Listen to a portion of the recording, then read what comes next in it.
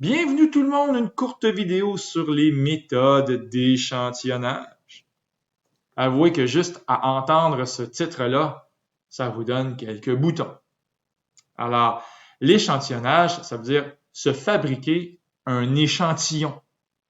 Par exemple, si je veux savoir qu'est-ce qu'ils pensent les élèves de 3e secondaire du directeur adjoint ou des vidéos de M. Allard, peut-être que je n'irai pas demander aux 400 élèves. Peut-être que je vais aller demander à lui ou à elle, quelques élèves comme ça. Bon, quelques-uns, 3 petits points. Et voici, ça pourrait être mon échantillon. Donc, ça veut dire pas tous les élèves, pas tous les 400 élèves, mais juste quelques-uns des élèves. Et en passant, c'est quand même parfois difficile de se fabriquer un échantillon. Par exemple, si je demande juste aux élèves qui ont 90% en maths, qu'est-ce qu'ils pensent des vidéos de M. Allard? Peut-être que la réponse ne sera pas représentative pour les 400 élèves. Donc, à ce moment-là, on dirait que ce serait un sondage qui serait biaisé. Donc, on dirait qu'il y a un biais, B-I-A-I-S, parce que j'ai pas été vraiment prendre un échantillon représentatif. Donc, dans cette courte vidéo, je vais vous parler de 4 méthodes d'échantillonnage. Puis, allons-y maintenant. Donc, la première, j'ai 30 000 codes ou noms d'élèves que je mets dans un petit panier, puis je pige vraiment au hasard, sans trop me soucier de quoi que ce soit. Puis, supposons que, je sais pas, moi, j'en pige 300 sur les 30 000.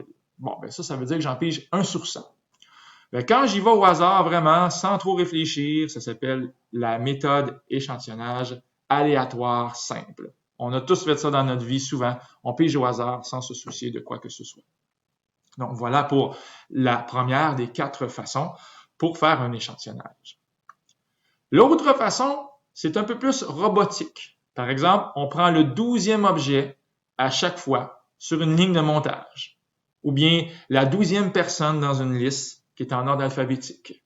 Alors, c'est pas au hasard, là, comme on veut, blablabla. Non, c'est vraiment le 12e, ou le 5e à chaque fois, ou le 100e à chaque fois. Bref, vous fixez un nombre et vous respectez ce nombre-là. On avance de 12 à chaque fois. Donc, ici, vous avez des objets, et hop, on prend le 12e. Hop, on prend le 12e. Donc, de façon très robotique. Encore une fois, ça peut être des humains. Ici, on prend le 16e habitant de la ville, le 32e, le 48e, puis on y va comme ça, tout simplement. Donc, on fait des bonds de 16 dans l'exemple qui est écrit là. Alors ça s'appelle un échantillonnage systématique. On pense à un système, à un robot qui ne réfléchit pas trop, et on y va tout simplement. Qu'est-ce qu'on a de bon ensuite à vous offrir? L'autre façon, on appelle ça, tiens, je vais tout de suite vous nommer le titre, la méthode d'échantillonnage stratifié, donc c'est la 3e façon. Et ça veut dire qu'on va respecter un petit peu les couches de la population. Donc, qu'est-ce que ça veut dire, par exemple? Imaginez que dans une école, j'ai 90 filles et 10 garçons. Et là, je veux vraiment faire un sondage, je sais pas moi, aimez-vous les maths? Aimez-vous Justin Trudeau? Aimez-vous Justin Bieber? Donc, et je veux choisir 10 personnes. Peut-être que ça serait bien, dans mon échantillon ici, de prendre des nombres qui respectent les pourcentages. Donc, mettons que je veux 10 personnes au total, je devrais prendre 9 filles et un garçon pour respecter donc les pourcentages. Et ça s'appelle encore une fois l'échantillonnage stratifié. Donc, il faut faire attention. Des fois, on divise avec les ethnies, le sexe, l'âge. Donc, on voit ça souvent à la télévision. On essaie de respecter un petit peu les couches de la population, tout simplement.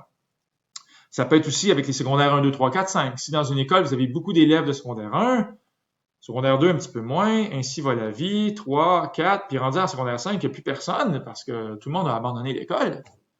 Étant donné qu'il y a beaucoup d'élèves en secondaire 1, dans mon exemple, il faudrait faire un sondage peut-être en prenant plus d'élèves en secondaire 1 que d'élèves en secondaire 5.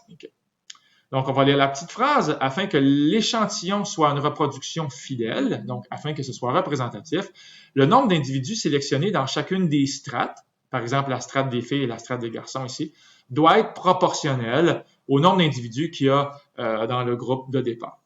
Donc, voilà pour ce mot de vie à propos de l'échantillonnage stratifié.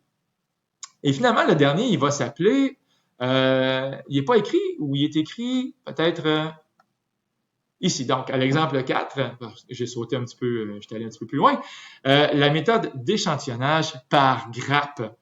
Mais par grappe, je donne toujours l'exemple que, supposons, en troisième secondaire, il y a 11 groupes, puis je décide, moi, bon, il y a 11 classes, puis dedans, il y a un paquet d'élèves. Il y a comme 33, 34, 35, des fois 38 élèves. Puis 1, 2, 3, 4, 5, 6, 7, 8, 9, 10, 11. Et je veux savoir si vous aimez les maths ou, encore une fois, qu'est-ce que vous pensez de Justin Bieber. Alors, je pourrais aller dans le 301, puis là, je prends tous les élèves, comme une grappe de raisin. Je prends tous les élèves et je leur pose la question. Je pourrais aller dans le 304, je prends tous les élèves, puis finalement, je pourrais arriver à la fin au 311. Donc, finalement, j'ai pris un groupe au complet, comme une grappe de raisin. Et c'est ça, une méthode par grappe. Donc, il faut faire attention avec ça, parce que si vous prenez un groupe, je sais pas moi, en danse musique et vous demandez est-ce que vous aimez la musique classique, peut-être que la réponse va être plus oui que si vous allez dans d'autres classes. Donc, faut faire attention aux grappes. Des fois, c'est bon, mais pas toujours. Faut y penser comme il faut. Ici, c'est l'exemple, on veut prendre 12 cartes dans un paquet de 52 cartes, puis on fait 13 piles de 4 cartes. Donc ici, j'ai 4 cartes, 4 cartes.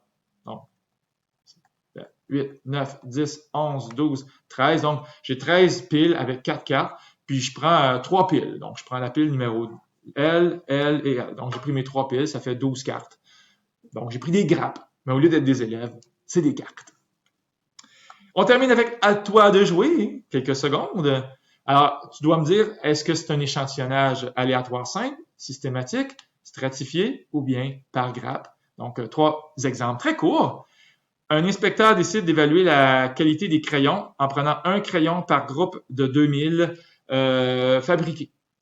Alors, tu as 2000 crayons, il en choisit un. 2000 crayons, il en choisit un. Moi, quand je dis ça, ça me fait plus penser à l'échantillonnage systématique. Deuxième exemple, il est important que le nombre d'élèves de chaque niveau soit représentatif. Il faut respecter donc les couches de population. Ce serait plus un échantillonnage ici stratifié. Un petit dernier peut-être.